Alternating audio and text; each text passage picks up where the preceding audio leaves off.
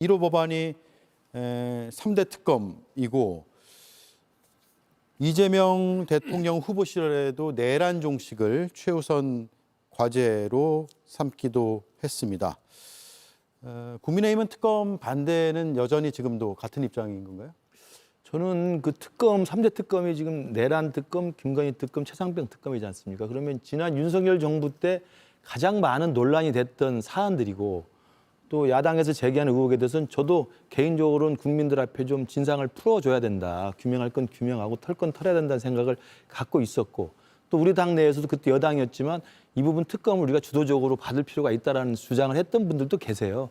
그래서 저는 이 세 가지 사안 자체가 어떻게든 국민 앞에서 명명백백하게 진상이 밝혀지는 게 필요하고 책임질 사람 책임지는 게 맞다고 보는데 야당 입장에서 보면 두 가지만 저는 좀 우려스럽고 아쉽다는 말씀을 드릴 수밖에 없는 게 첫 번째는 여당이 진행하는 특검은 사실은 처음 있는 일입니다. 그러니까 특검법 도입 이후로 야당이 권력이 없는 야당이 여당과 관련된 권력형 비리나 의혹이 있을 때 그 여당이 장악하고 있는 법무부와 검찰 믿을 수 없으니 특검을 임명을 해서 하자는 게 특검법 아니겠습니까? 그런데 여당이 이렇게 난데없이 느닷없이 세 개 특검을 동시에 가결시켜서 진행하는 건 처음 봤기 때문에 저는 그 부분에 대해서는 정말 조금 더 여유가 있다면 모르겠습니다. 이게 얼마나 시급한 건지 모르겠지만 여유가 있으면 이제 내가 구성할 때 법무부 장관 임명할 거 아닙니까? 법무부 장관 취임할 거 아닙니까? 그다음에 검찰총장 교체할 가능성이 크지 않습니까? 이미 심우정 총장이 사의를 표명한 상태였으니까. 그러면 법무장관 임명되고 검찰총장 신임 총장 취임하면 그 라인 안에서 얼마든지 검찰의 공정하고 자율적인 수사를 통해서 이 부분에 대해서는 정말 한치의 봐준 것도 없이 저는 파헤칠 수 있다고 보거든요. 물론 시간은 좀 걸리겠죠. 예. 지금도 이미 검찰의 수사가 진행 중인 게 많고요. 그렇다면 그렇게 하면 야당에 대해서도 분명히 그 대화 타협의 어떤 여건들을 만들 수 있는 것인데 취임하자마자 1호 법안으로 이 세 가지 특검을 이렇게 무더기로 통과를 시키고 대통령이 신속하게 공표를 해서 당장 다음 주면 이제 특검이 임명되는 거 아니겠어요?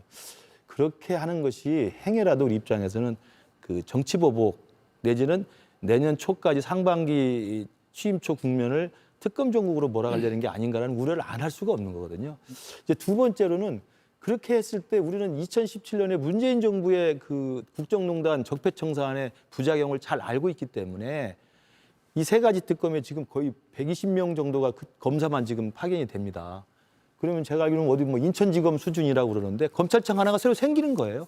거기서 거의 5달 150일 동안 줄줄 팔 거거든요. 그럼 우리 국민의힘 의원들 저는 분명히 소환될 사람이 있을 거라고 봅니다. 그리고 언론 브리핑을 다 할 수 있게 돼 있어요. 그럼 오늘 국민의힘 주요 의원들 소환할 때마다 언론 브리핑 나가고 이게 정치적으로 소재가 되죠. 저는 그래서 물론 진상규명하는 게 전 분명히 동의하는데 이렇게 무리하게 빨리 야당과 협의 없이 할 필요가 있느냐. 저는 그런 우려를 제기하는 겁니다. 진상규명은 필요하지만 검찰이나 경찰 등의 수사기관이 충분히 수사할 수 있다. 네. 이 말씀이네요. 근데 이 야당의 이제 이야기들을 들어보면 우려를 위한 우려, 뭐 비판을 위한 비판 이렇다고 생각이 들어요. 이제 규모에 대한 뭐 이야기를 하고요. 또 하나는 왜 검찰을 안 하고 특검을 하냐, 여당이 왜 특검을 하냐 이렇게 얘기하시는데 이 사안들을 보시면 다 너무 늦어진 거예요, 오히려. 최상병 특검만 하더라도 진상규명은 사건이 생긴 지 2년이나 지난 뒤에도 이제 겨우 이렇게 시작을 한다는 것 자체가 너무 늦은 거죠. 김건희 씨와 관련된 여러 의혹, 도이치모터스를 비롯한 여러 의혹은 검찰이 쭈물떡쭈물떡 계속 하고 있었어요. 근데 아무것도 안 한 거예요. 그러니까 이 윤석열 정부 시절에 또 검찰이 이미 여러 그 사건을 가지고 있었음에도 불구하고 진상 관련된 수사를 할 수 있었음에도 불구하고 아무것도 하지 않았기 때문에 여기까지 온 거지 우리가 정권을 출범시키면서 특검을 진행한 게 아니다. 이 법안은 또 여러 차례 국민의힘에 의해서 국회에서 대통령에 의해서 거부권이 되고 국민의힘에 의해서 좌절된 법안이기 때문에 국민의힘도 이 특검법안과 관련해서 이 진상규명 사안과 관련해서 비판하고 우려하고 그럴 사실 입장이 아니다고 저는 생각을 하고요. 검찰과 관련한 건데 아까 잠깐 말씀드렸습니다만 검찰이 이 사안들과 관련해서 뭐 내란은 뭐 최근에 사안이니까 조금 뒤로 두더라도요. 김건희 씨와 관련된 여러 의혹과 관련해서 검찰의 태도를 보십시오. 그게 수사를 한 겁니까? 국민들이 협차게 만들었지. 그리고 권력과 관련해서 권력과 관련해서 수사에서 추상같이 수사하는 게 아니라 완전히 그냥 바람보다 먼저 누워버린 태도들 우리가 본 거잖아요.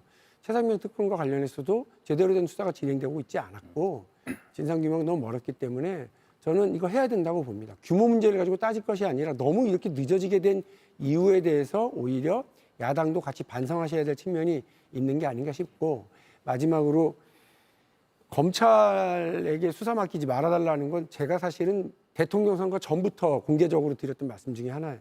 정권 바뀌잖아요. 검찰에서 딱 그 메뉴판 들고 올 거 아니에요. 그래서 이 사건 저 사건 이 사람 저 사람 이렇게 요리해 드릴게요. 중식 한식 일식으로 다 나눠가지고 메뉴판 내밀어서 권력자의 입맛에 맞게. 근데 거기 끌려가다 보면 우리도 검찰 권력에 이렇게 따라갈 수밖에 없다. 예. 그 길 가지 말자라고 하는 게 제 생각이거든요. 그래서 특검은 어떻게 보면 국회에서 그 사안과 규모와 시기를 딱 정리하니까 그 시기 동안 딱 집중하고 국민 통합과 국정과제를 풀어나가는 거는 또 별도로 진행하는 것이, 투태력으로 진행하는 것이 맞지 않겠냐 하는 게 제 생각입니다. 예. 박영주 의원 말씀 들으면 일견 그래 맞네 이렇게 들으실 분도 계실 텐데, 그러면 특검에서 수사를 할 검사들은 다른 나라에서 수입한 검사는 아니잖아요. 극소수의 공수처 검사들 제외하고는 다 검찰 소속의 검사인데, 그럼 그분들이 하는 수사는 괜찮고 검찰청에서 그 검찰 조직 내에서 수사하는 거는 안 된다고 하는 것은 논리적으로 안 맞는다고 봐요. 그거는 이제 여당이 됐으니까 대통령이 인사권을 통해서 그 조직을 휘어잡고 그렇게 수사하면 되는 겁니다. 그게 안 돼서 법안을 따로 통과시켜서 이렇게 특검을 따로 구성을 한다. 120명을 차출해서 뭐 수사관까지 하면 577명이라는 거 아니에요? 이렇게 대규모의 이 예산을 들여서 또 한다. 글쎄요, 저는 이해를 못 하겠어요. 어떤 면에서 보면은 그냥 검찰이라는 조직을 악마하기 위해서 이 장치를 하나 더 만드는 셈이 된단 말이죠. 그리고 시간이 더 늦어져요. 또 뭐 구성하고 특검 임명하고 특검보 임명하고 수사팀장 임명하고 뭐 사무실 차려야 되고, 오늘 기사를 보니, 어제 기사를 보니까 120개의 방이 있는 건물을 구해야 된다 뭐 이런 얘기까지 나오지 않습니까? 이 짓을 왜 하는지 모르겠습니다. 제 얘기는 검찰에 의한 수사가 야당이었을 때 그렇게 보였다, 불공정하다고 보였다면은 이제 정권을 잡았으니까 책임을 지고 그 잘못된 어떤 행태를 바로잡는 역할을 먼저 하셔야죠. 이걸 어떻게 야당 시절에 주장했던 법안을 통과시켜서 진실을 구하겠다고 이런 번거로운 절차를 밟느냐, 논리가 안 맞는다고 저는 봐요.